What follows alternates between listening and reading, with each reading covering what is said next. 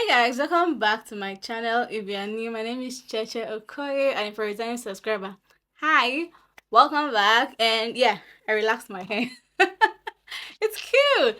As a new graduate, I was reflecting on my experience leading towards graduation and then things that I did that sort of like helped me prepare me for this particular stage. I decided to just put them down and share it because I feel like it will help somebody out there. If it's going to help you, just if you're about to graduate basically and you have all these thoughts and worries, I'm here. I'm here for you. One of the major things or one of the major feelings that we all get when we're about to finish from school in Australia, especially as an international student, is that nervousness and like that fear of the unknown, right? So for me, basically, it's like I'm heading towards graduation. This is my last trimester. I've been in this bubble, this comfort space, this structured space, and I'm about to enter into the job market. And it's easier if I'm like in Nigeria because I'm like, okay, this is not my place, right? But this is like this is like a foreign country, and I'm an international student. So what is it going to look like for me out there, right? So like all those thoughts and all those thoughts basically, it gave me so much anxiety. I'm not even going to lie. It's like 1 minute I'm like, yay, I'm almost done with school. I'm done paying school fees. Now I can save my money to for something else basically. And then there's a second thought like, oh my gosh, so what next?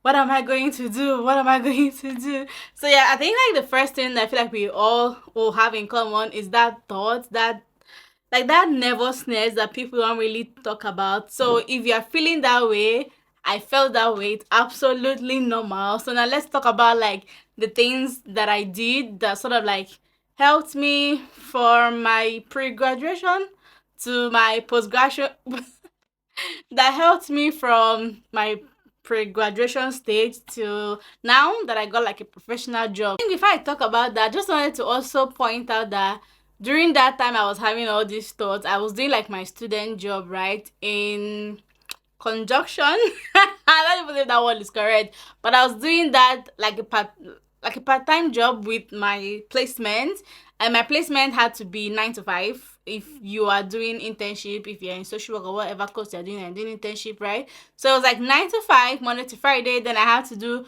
2 weekends and a couple of nights just to like make ends meet, and work wasn't so fun. Like, you know that point when you feel like, yeah, it's about time you need to transition into something else. That was the moment I was in. It was, thank God, close to my graduation, but then work was not so easy. They were kind of like trying to make my life a living hell, basically, but I'm not going to talk about that, okay? If you need a story time, maybe, just maybe, I don't think I'll do that anyway. But it was terrible there, right? But gladly, or I'm glad it was like towards the end of school. So but like doing all that, stressing about, okay, what's next, what is the future plan? I mean, it drove me crazy basically. So like here are the things that you have to start doing, or I did, to prepare me for like where I am at the moment. So the first thing is that if you are in school, like your final trimester, hopefully all through your years in school, right, you kind of like network and have good relationship with like your supervisors or like your lecturers. For us that did internship, if your course is doing allows you to do internship, if your course offers internship, you can be in good terms with like your employers or like your supervisors at work. So for me, I was in great terms with my supervisor and the employer of the company where I was doing my last placement. Why? The reason is because you need referees, okay? You need references. Now it's like you're going into like your proper, like your professional workspace, if that makes sense. And you're going in as a new graduate and they will ask for reference, right?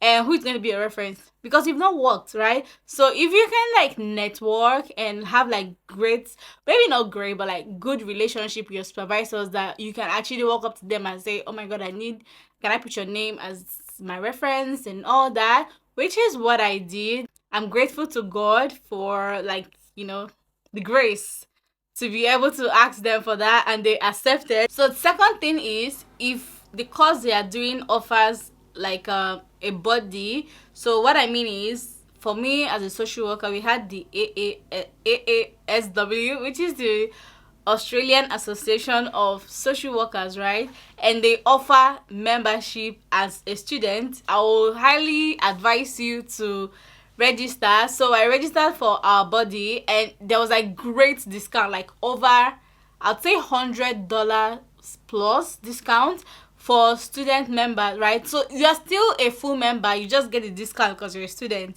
if that makes sense. So I would say get that membership number or membership certificate.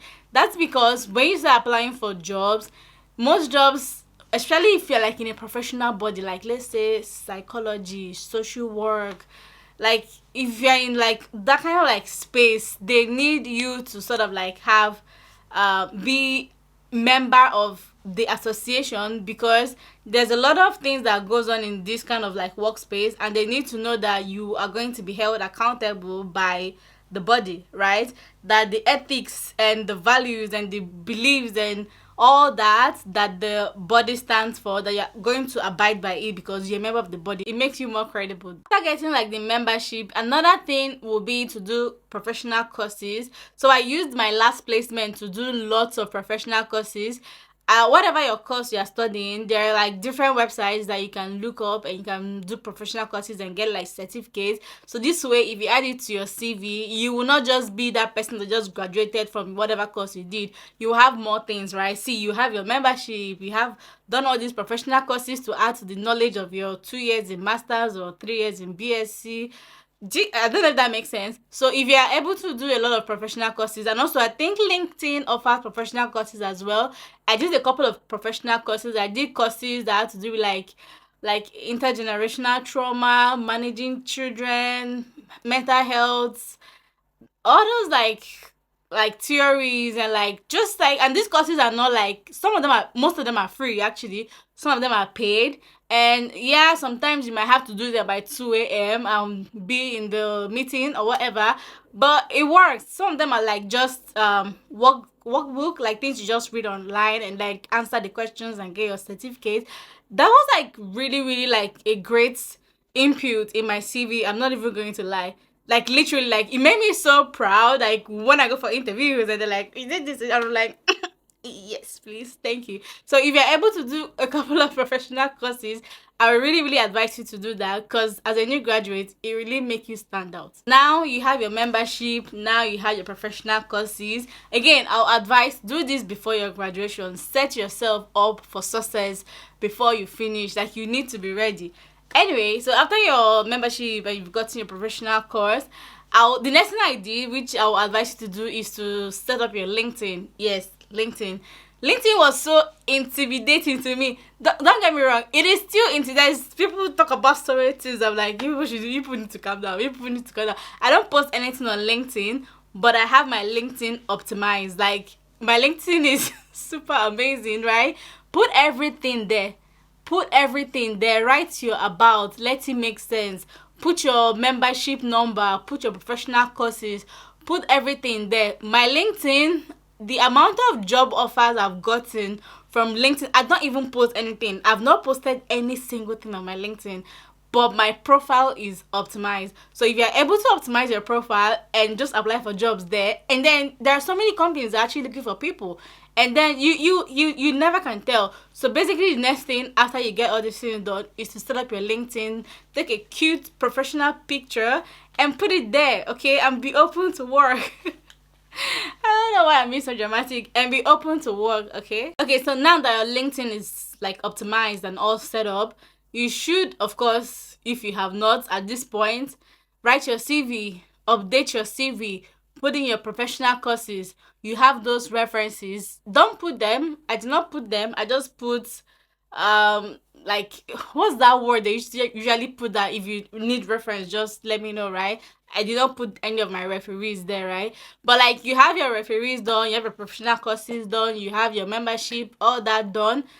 Update your CV, update it to your current qualification, update it to, like, even though I did my graduation in March, my last day of school my last day of school was like September, right? But wait, I did my graduation in November, but I set up my CV in like maybe July, and I put graduated because I know that when I'm going to start sending out my CV, I would have finished, if that makes sense. And even when they will actually start responding to your CV, sometimes you finished. Okay, I finished in September. I put like masters in social work or masters of social work. I don't even know whatever. But like I put it there. Update your CV. Get it ready before your graduation. Like be ready. In fact, get it ready. Extremely ready. Get it optimized before your graduation. Another thing you need to set up after your LinkedIn and your CV is your Seek profile. Most of the jobs or all the jobs I've done in Australia, I got from Seek, okay? There's also Indeed, which is good. I don't really look at Indeed a lot. That's like from me perspective. It's also a good place. I know people that have gotten jobs through Indeed, but optimize your Indeed, optimize your Seek, update your details.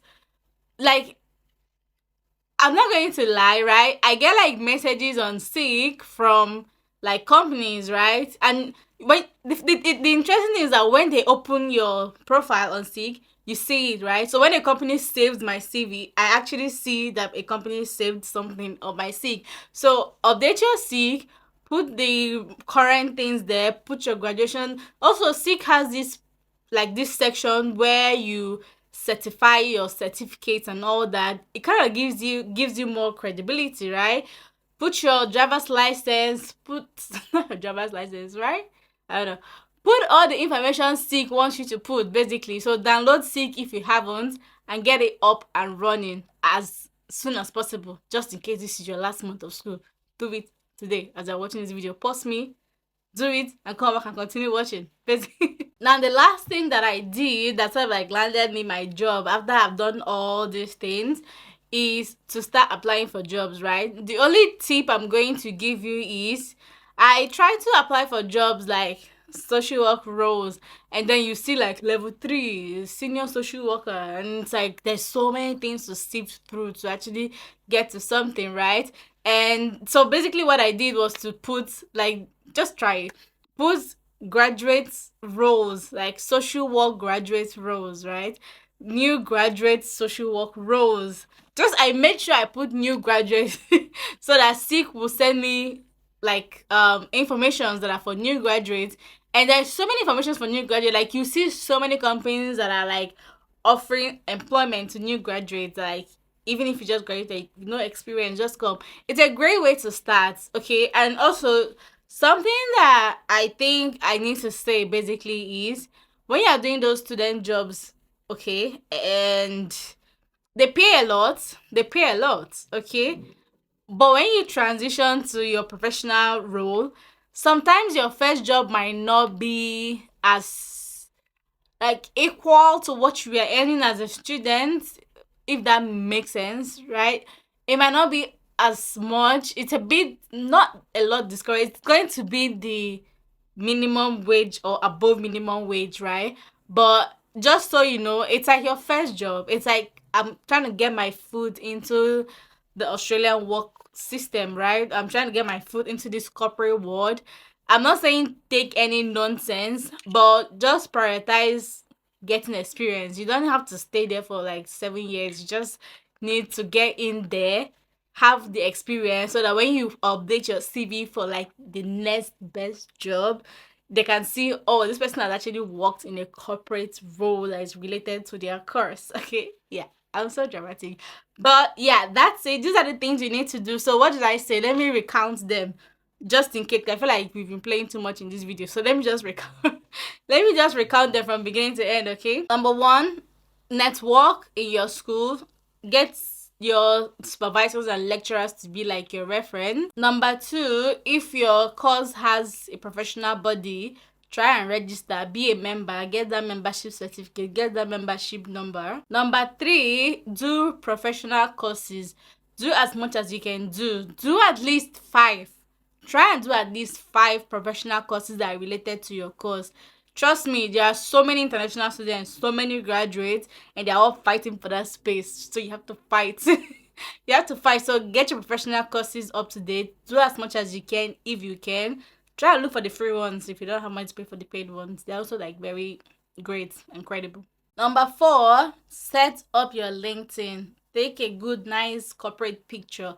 Optimize your profile. Set it up. You need to set it up. Number 5 is your resume. Update your resume. Keep it up to date. Update your address. Put your professional courses in there. Put your membership that you're a member of Electrical Engineering Society. I don't know what it's called. The ASW, the AFRA, ASOC.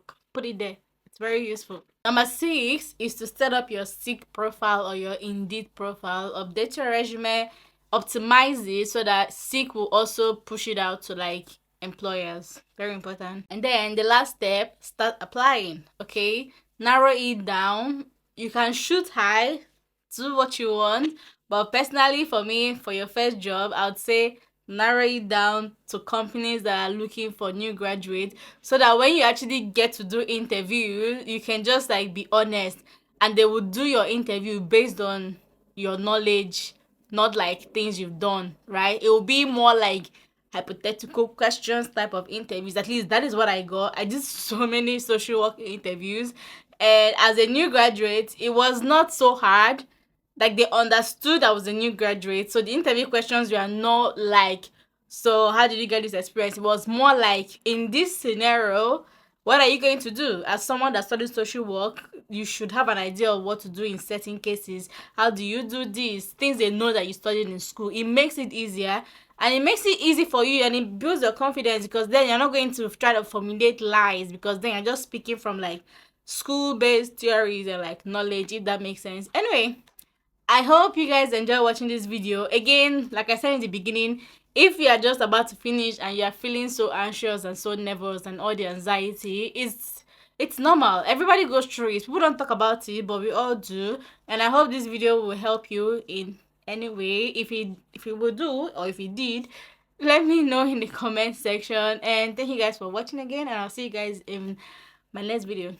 Bye.